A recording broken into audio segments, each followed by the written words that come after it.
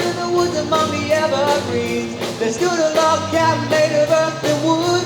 Well, lived a country boy named Johnny B. Good, who never ever learned to read or write so well, but he could play the guitar just like a ringing a bell. Go, go, go, Johnny, go, go, go, Johnny, go, go, go, Johnny, go, go, go, Johnny, go, go.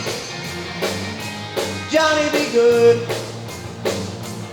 He used to carry his guitar and a gun he stacked, go sit beneath the tree by the railroad track. Go where the niggas him sitting in the shade, strumming with the rhythm that the drivers made. The people passing by, they would stop and say, oh my, but that little country boy can play. Go, go, go, Johnny, go, go, go, Johnny, go.